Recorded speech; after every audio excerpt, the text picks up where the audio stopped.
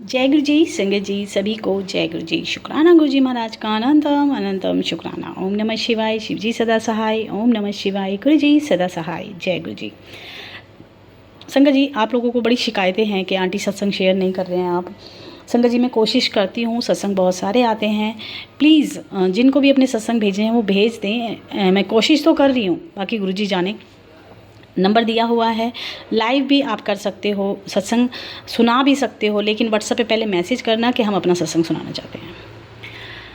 संगत जी कहते हैं ना, जो जो हुक्म हो तेरा वही वही होना चाहिए। और अगर हमारी इच्छा भी नहीं है तो भी होगा तो वही जो परमात्मा की रज़ा है।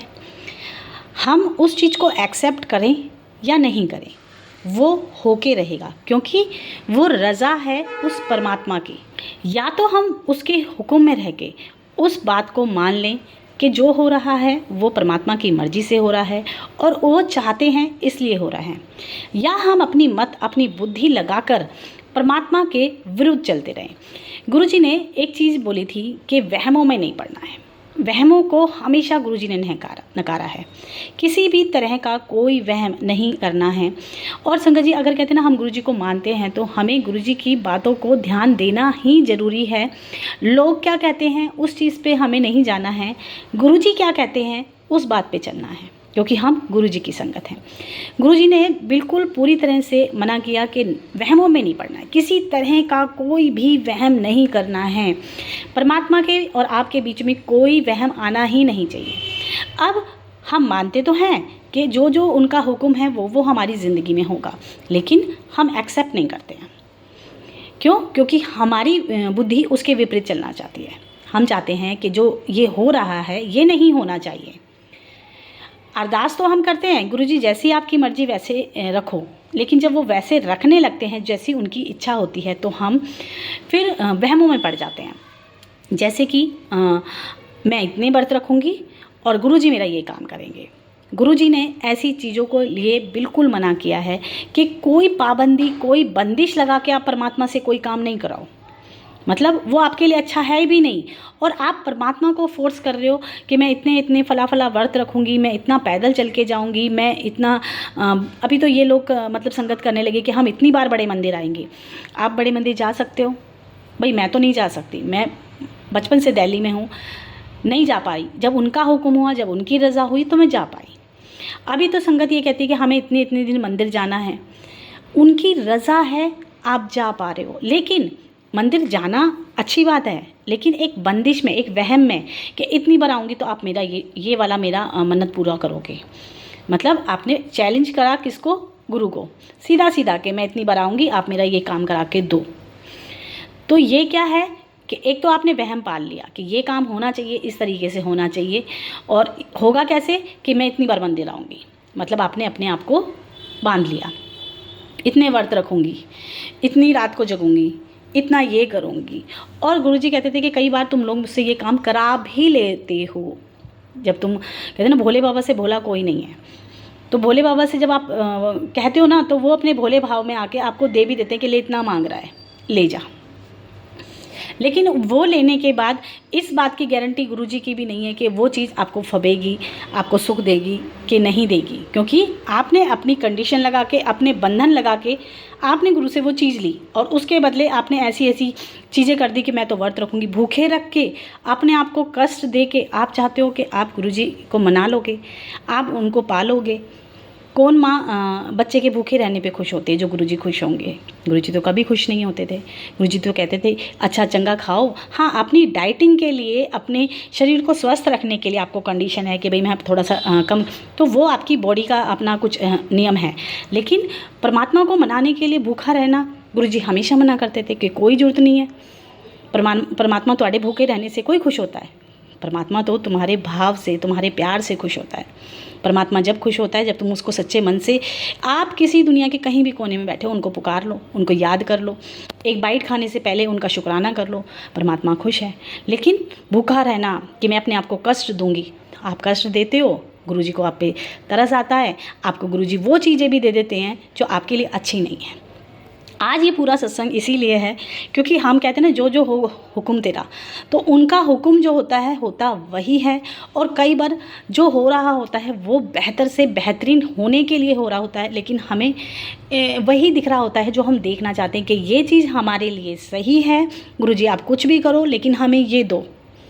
और गुरुजी जब देते हैं तो दे देते हैं, लेकिन वो लेने के बाद आपको कितना उससे बेनिफिट होना है या कितना बड़ा नुकसान आप हर्जाना भुगतोगे, वो फिर आपको तकलीफ देता है।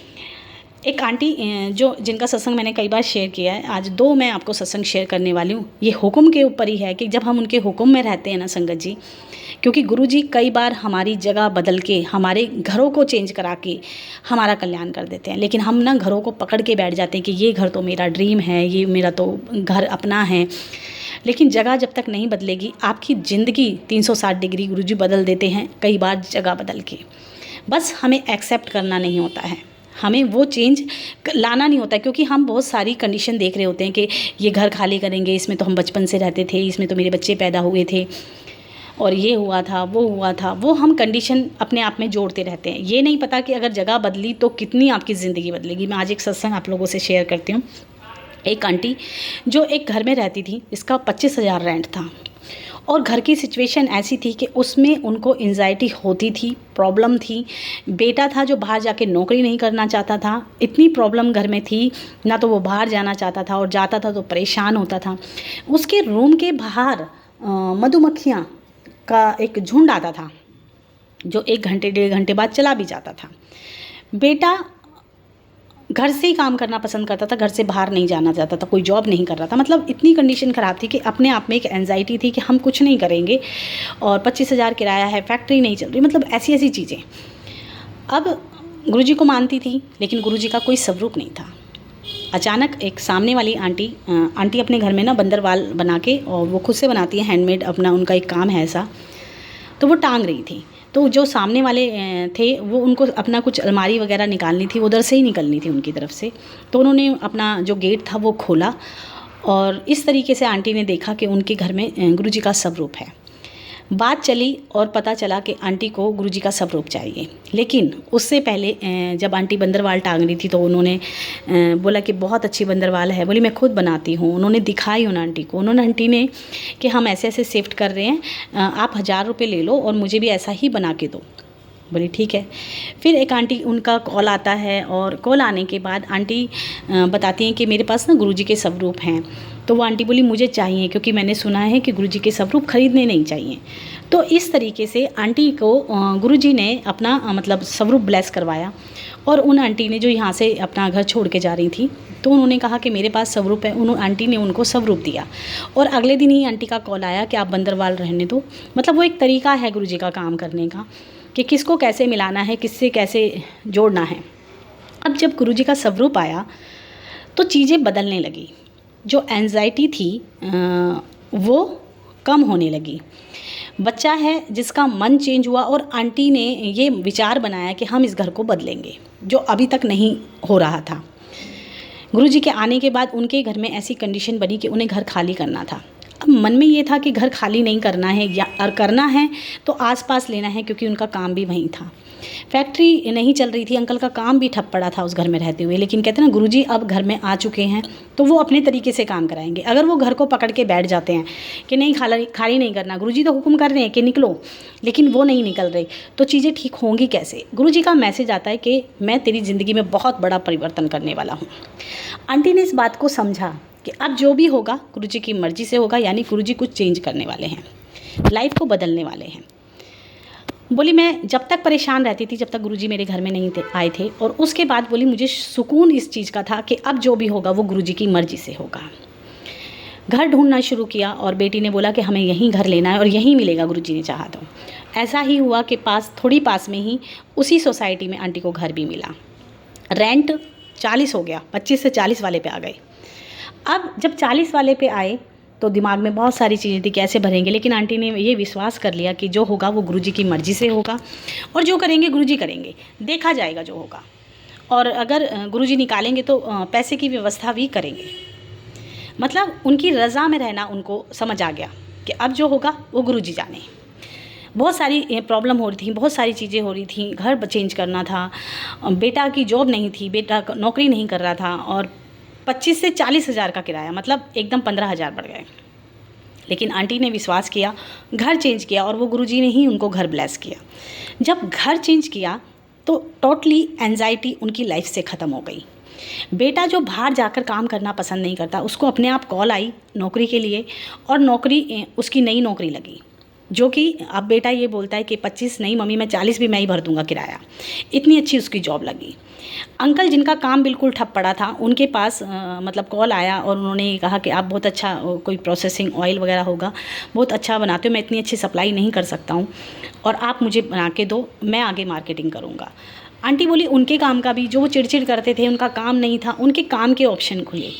तो कुल मिला के जब गुरुजी को बदलाव करना होता है, तो बदलाव के लिए आप ये कभी नहीं सोचो कि हमें ये घर नहीं छोड़ना है। उनकी रज़ा है, वो घर छुड़वाएंगे, वो जगह बदलवाएंगे, आपका घर चेंज करवाएंगे। आपके घर चेंज करने से आपकी लाइफ कितनी चेंज होने वाली है, वो भी आप गुरुजी पे छोड़ दो। ये नहीं सोचो कि ये घर हमें बहुत प्यारा है, क्योंकि जहाँ हम रहते हैं ना संगत जी, हम उसी को घर बना लेते हैं। पक्षी तो हमेशा ही घोंसला थोड़े टाइम के बाद छोड़ देते हैं, क्योंकि उनको उड़ान भरनी होती है, वो चिपकते नहीं हैं उस घोंसले के साथ। जब वो पहले बनाती है माँ, घोंसले में बच्चे रहते हैं, बच्चे पैदा करने के बाद, बड़े होने के बाद वो घोंसला वो अपने आप ही उजाड़ देते हैं कि लगाव ही नहीं रखना, क्योंकि हमें उड़ान भरनी है। अब हम इन घरों को पकड़ के बैठ जाते हैं कि ये घर नहीं छोड़ना। क्यों नहीं छोड़ना? जब जाएंगे जब भी तो छोड़ना है। क्या पता इससे बेहतर से बेहतरीन, और बेहतरीन से भी बेहतरीन आपकी ज़िंदगी में कुछ होना हो, और आप घर पकड़ के बैठे हो। शायद आप बहुत सारी संगत के लिए ये जवाब होगा गुरुजी का, क्योंकि मेरे मन में आया आज ये कि मैं ये दोनों सत्संग शेयर करूं। दूसरा सत्संग एक आंटी का है, जिनकी बेटी को घर में जले हुए मरे हुए इंसान दिखते थे, और वो लड़की इतनी मतलब डिप्रेशन में चली गई उन चीज़ों को देख के, कि वो छलांग लगा के कभी भी कूद सकती थी डर के मारे, या चाकू वगैरह उठा लेती थी अपने आप को हार्म करने के लिए। और इतनी सिचुएशन ख़राब थी कि आंटी उसको घर से छोड़ ही नहीं सकती थी अकेले। आंटी से मेरी बात काफ़ी टाइम पहले हुई थी, और आंटी से जब मैंने कहा था कि आंटी हो सके तो ये घर छोड़ दो, बोली हाँ आंटी, गुरुजी भी यही बोल रहे हैं कि घर छोड़ दें।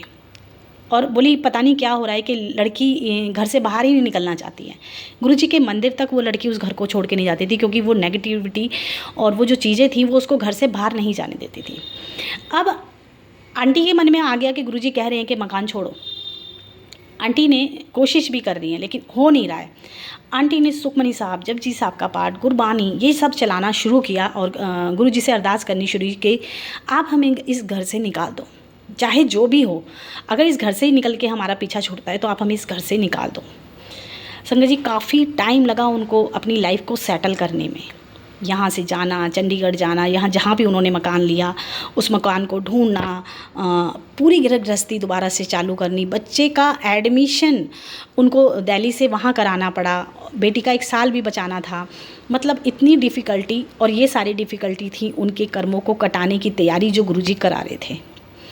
उनके कर्मों को इस तरीके से गुरुजी कटा रहे थे कि उनकी इतनी भाग दौड़, हस्बैंड उनके इतने मतलब अजीब से व्यवहार के कि उनका दिमाग काम नहीं करता था, वो सोचने समझने की क्षमता खो चुके हैं। आंटी हैं जो सिर्फ जाप करती हैं, क्योंकि उन्हीं का ऑरा एक पॉजिटिव था, बाकी सब ऐसे ही थे कि मतलब बहुत बुरा हाल घर का। आंटी ने जैसे तैसे गुरुजी से अरदास की, वो घर से निकले और उन्होंने दूसरी जगह शिफ्ट किया। जब शिफ्ट किया कुछ समय बाद उस बेटी को वो चीज़ें दिखनी बंद हो गई, मतलब घर से निकली, दूसरी जगह पहुंची, और वो चीज़ें दिखनी बंद हो गई ऑलरेडी। बेटी जो स्कूल नहीं गई थी सालों से, वो स्कूल जाने लगी। स्कूल गई, अंकल का दिमाग जो पहले बिल्कुल काम नहीं करता था, 60-70% अब वो सही हैं। आंटी हैं जो अपने बच्चे को देख के बहुत खुश हैं कि चलो घर चेंज हुआ और मेरे बच्चे का दिमाग भी सही हो गया। तो चीज़ें वो नहीं हैं संगत जी जो हम देख पाते हैं, चीज़ें वो हैं जो गुरुजी देख पाते हैं। आपको अपने ऊपर भरोसा है तो आप अपने हिसाब से काम करो, लेकिन अगर गुरुजी के ऊपर भरोसा है ना संगत जी, तो आप गुरुजी को उनके हिसाब से तो काम करने दो। आप क्या करते हो, आप अपने किंतु परंतु, अपनी सारी चीज़ें, मतलब सारी कंडीशन गुरुजी के ऊपर लगा देते हो। और गुरुजी हमेशा कहते थे कि तुम कई बार मेरी काम में दखल अंदाजी करते हो, मेरे को मेरा काम भी नहीं करने देते हो। क्यों? माँ है, खाना बना रही है, खाना बनाते बनाते सोचती है कि 10 मिनट में खाना बन जाएगा, रोटियां सीख जाएंगी। बेटा है जो बार बार चिल्ला रहा है कि आजा मेरे पास बैठ जा, मुझे दूध पिला दे। अब माँ का काम जो 10 मिनट में होना था उसको घंटों लग जाते हैं। बेटे को तो शांति मिलती है, बच्चे को तो शांति मिलती है क्योंकि उसको माँ मिल जाती है, बार बार आती है, गोदी खिलाती है, तो उसको तो शांति मिल जाती है। लेकिन माँ का काम इतना टफ हो जाता है, जो काम वो 10 मिनट में करके और बच्चे को लेके गोदी में आराम से बैठती, उसी को काम को करने में घंटों लग गए। क्यों? क्योंकि बच्चा अपनी ज़िद पे अड़ा हुआ है कि माँ आ जाए मेरे पास, चिल्ला रहा है, रो रहा है। अब माँ तो बच्चे की सुनेगी ही सुनेगी, क्या है मेरा बच्चा रो रहा है। तो हम भी गुरुजी के बच्चे हैं और कई बार हम उनके ऊपर इतनी कहते हैं ना प्रेशर डाल देते हैं, इतनी अपनी रोना चिल्लाना शुरू कर देते हैं कि गुरुजी नहीं, ये हमसे बर्दाश्त नहीं होगा, ये हमसे झेलेगा नहीं, आप ये नहीं करो। मोस्टली संगत यही करती है, मैं भी यही करती थी कि गुरुजी नहीं, ये तो मुझसे नहीं होगा, ये तो मेरे से नहीं झेला जाएगा। क्यों नहीं झेला जाएगा? जब गुरुजी हमारे अंग संग हैं, सहाय हैं, तो क्यों नहीं हम झेल पाएंगे? हम झेल पाएंगे क्योंकि हमारा रब हमारे साथ है। और जो हम चीज़ें नहीं कर पाते हैं, हम नहीं समझ पाते हैं, वो हमारे गुरुजी हमसे करा भी लेते हैं। आप सरेंडर करो, आप उनके भरोसे रहो, आप अपनी बुद्धि को साइड रख दो और हर चीज़ को एक्सेप्ट करना सीखो, क्योंकि जो बदलाव हो रहे हैं, जो गुरुजी कर रहे हैं, वो आपके बेहतरी के लिए हैं। समाधि दिवस 31 तारीख को है, जो संगत जाना चाहती है वो जाए। दूसरी चीज़ ये कि आपकी बहुत सारी सुविधाएं बड़े मंदिर की तरफ से आप लोगों को दी जा रही हैं कि जैसे जगह जगह जल प्रसाद मिलेगा, आपको शिकंजी मिलेगी, नींबू वाटर मिलेगा। और अभी तो मंदिर की तरफ से, बड़े मंदिर की तरफ से जो सेवादार हैं उन्होंने कहा है कि जो रेड कारपेट बिछा रहता है उसको समय समय पे गीला किया जाएगा ताकि संगत के पैर ना चलें। तो आपके लिए मोस्ट वेलकम है, गुरुजी बुला रहे हैं, आप लोग जाएं, दर्शन करके आएँ। और जो नहीं जा सकते हैं वो निराशा ना फील करें, वो घर बैठ के गुरुजी का सत्संग कर सकते हैं। और कोई एक ग्रुप बना लो अपना, थोड़े से लोगों का, कहते हैं ना अकेले अकेले बैठ के भी हम एक संगत बन जाते हैं, एक ग्रुप बन जाता है। छोटा छोटा ग्रुप बना लो अपना, एक उसमें एक प्ले लिस्ट लगाओ, अपने अपने घर कड़ा प्रसाद बनाओ और अलग अलग होते हुए भी इकट्ठे बैठ के हम सत्संग कर रहे होते हैं। अभी आप लेट हो चुके हो, नहीं तो 7 दिन पहले हमने मंत्र जाप शुरू किया था, जो आज 5वां दिन है और जुड़ नहीं पाए। लेकिन संगत जी ये जो नया जो मैं ग्रुप तैयार कर रही हूँ, इसमें मैं ऐसी चीज़ें डाल रही हूँ जैसे कि थर्सडे का सत्संग हम लोग शेयर करेंगे, प्लेलिस्ट चलेगी, सब अपने अपने घर से कनेक्ट होंगे और सब एक साथ सत्संग कर पाएंगे। शिव पुराण मैं जल्दी सावन में शुरू करने वाले हैं हम लोग, लाइव आप कर सकते हो। मतलब कुल मिला के फालतू चीज़ों से दूर हटो और गुरुजी के चरनी लग जाओ, कुछ भी करो, कुछ ना कुछ करो, करते रहो। क्योंकि संगत जी मैं जो फील करती हूँ ना, वो ये फील करती हूँ कि एक सिर्फ़ और सिर्फ गुरुजी अपने हैं, हमसे उनको कोई नहीं छीन सकता। एक समय पे आएगा बच्चे अपनी अपनी लाइफ में व्यस्त हो जाएंगे, वो हमसे मतलब दूर हो जाएंगे। पति शायद किसी के अपने हैं ही नहीं तो उनको तो आप छोड़ ही दो, वो ना थे ना वो हैं, वो तो उनका कोई हमारे ऊपर कर्जा है, वो उतार देंगे हम लोग, गुरुजी की मेहर रही तो उतार के निकलेंगे, तो वो अपने हैं नहीं। और चीज़ों को लगाएं तो चीज़ें अभी मैटेरियलिस्टिक हैं, आज हैं कल नहीं है। घर है, जब जाएंगे छोड़ के जाना है। एक गुरुजी हैं जिनको आपसे कोई नहीं छीन सकता। आपको कोई डांट फटकार के भी बैठ देना कि अब तू नाम नहीं लेगी, तो मन से कौन निकालेगा? हम मन से गुरुजी का नाम लेंगे। तो एक वो अपने हैं, बाकी कोई अपना नहीं है। तो कहते हैं ना, और वैसे भी अगर वो हैं तो सब है, रब है तो सब है। आज के लिए इतना ही संगत जी। चैनल आपको समझ में आता है, पसंद आता है तो सब्सक्राइब करके रखें। और नई नई चीज़ें जो अब जुड़ने वाली हैं चैनल पे, उन सब से जुड़ने के लिए भी आप सब्सक्राइब करें। बहुत सारी संगत कहती है कि आंटी हमारे पास आपके सत्संग नहीं आ रहे हैं, तो आप चैनल पे जाओ, सीधे चैनल से निकालो, आपको रोज़ की अपडेट मिल जाएगी। जय गुरु जी, शुक्राना गुरु जी।